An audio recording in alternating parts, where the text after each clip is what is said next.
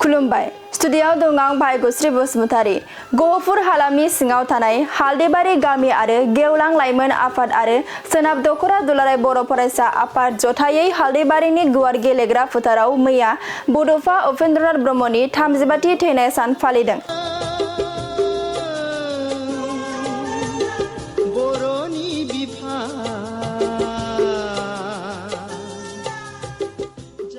बे बड'फानि थैनाय सानजों लोब्बा लाखिनानै हाबाफारि बायदियै फुंनि समाव एबा गिबियाव फोथार फोसाबनाय आरो फिरफिला बेरहोनाय, बुलुर बादायलायनाय आरो बड'फानि सावगारियाव बिबार बावनायजों लोगोसे आलारि बाथि सावनाय हाबाफारि लानाय जादों।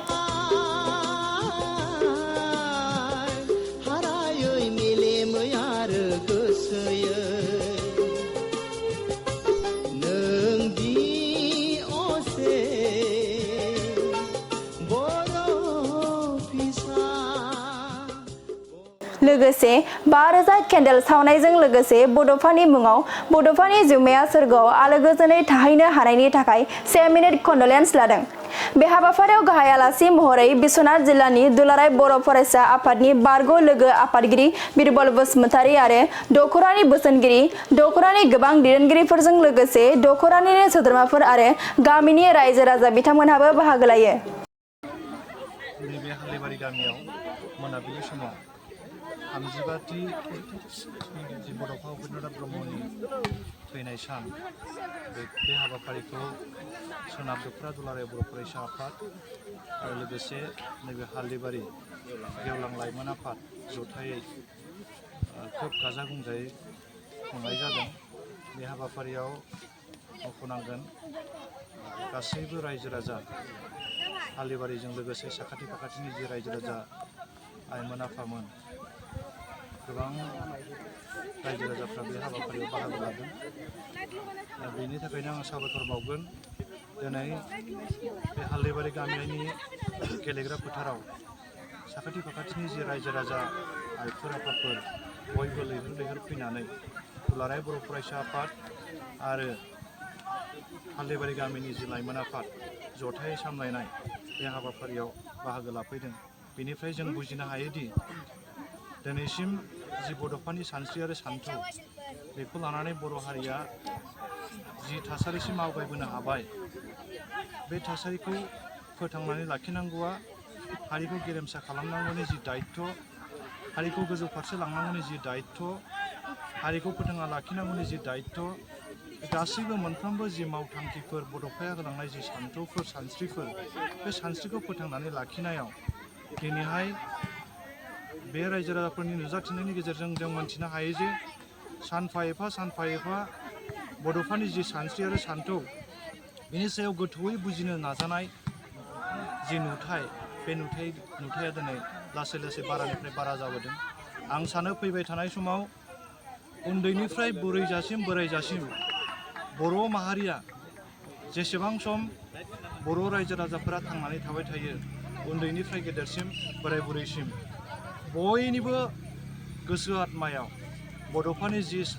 सान्थौ आरो सानस्रि, बड'फानि बिथं बाबै जि बर' हारिखौ गोग्गो नोजोरजों नायनानै बर' हारिखौ सारा मुलुगावनो मोनसे गेरेमसा माहारि दानायनि जि सिमां, बे सिमांखौ मावफुंनायाव जाफुंहोनायाव जोंनि बर'नि रायजो राजा आइ आफा बिदा फंबाय गासैबोआनो थै-थां नाजागोन। बेनि फोरमानखौ जों बे रायजो राजाफोरनि जि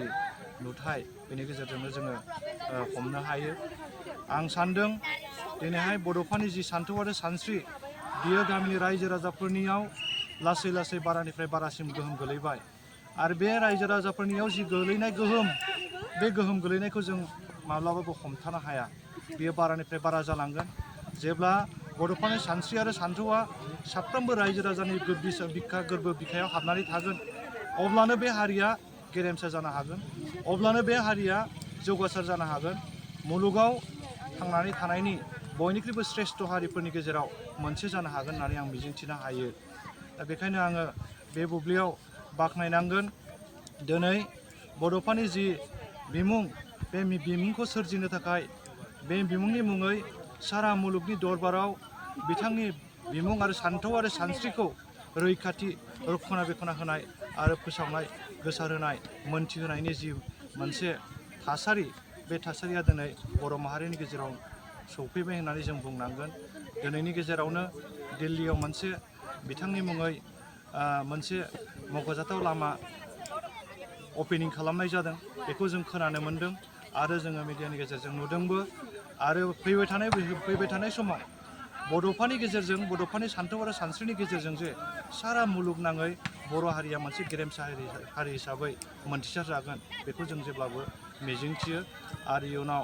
बेखौ फोथांनानै लाखिनांगौआ दिनैनि इयुन आथालनि, दिनैनि दुलाराय बर' फरायसा आफादनि, दिनैनि उन्दै उन्दै फंबाय बिनानावमोन, जायफोर लाइमोनफोर दङ, जायफोर फरायसुला फरायसुलिफोर दङ, आरो बेजों लोगोसे जोंनि रायजो राजाफोरनि आखायाव। जोंनि रायजो राजाफोरा अनसायोब्ला,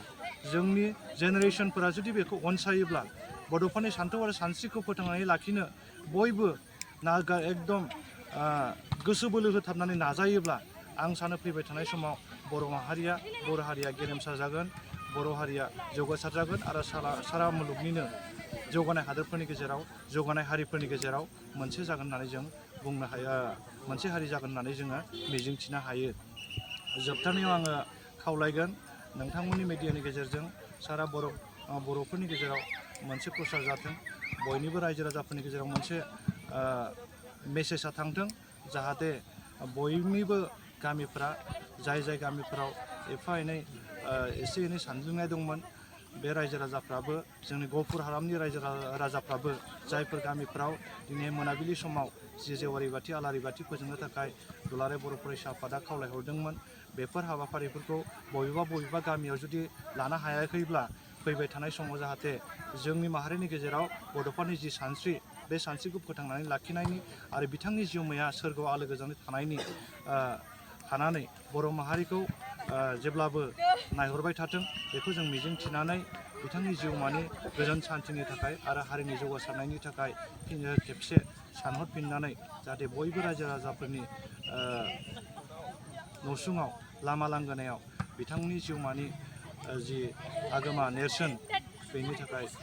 गेवलां आलारि बाथि मोनसे फोजोंनाय हाबाफारि, बेफोरखौ उननि हाबाफारिफोराव, उननि बुब्लिफोराव रायजो राजाफ्रा मोजाङै मावफुंगोन होननानै मिजिंथिबाय।